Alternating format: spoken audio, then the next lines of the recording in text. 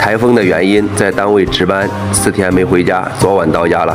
今早起了个早，看看花园的情况，整整下了3天的雨，地还没有干，其他都还好，就是这颗薄荷大球彻底趴下了，长得太密，枝条太软，经不起大雨折腾。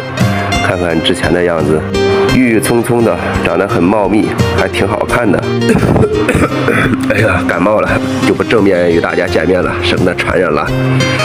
这个薄荷等空闲了，把它全剪了，重新从根部萌发。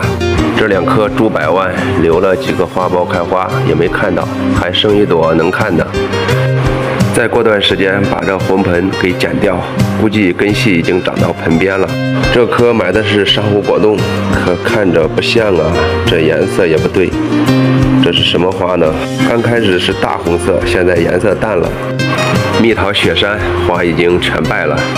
这连续的下雨天气啊，你看看这个好像又想有黑斑病的，这叶子上已经有黑斑了，不过有点少。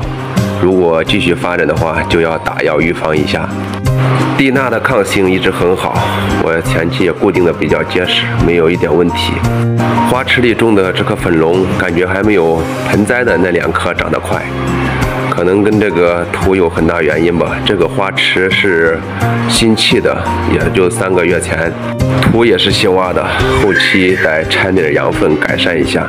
这个黄金庆典枝条比较软，发的新枝不是很粗壮，难道营养不够丰富？下次多给你施点肥。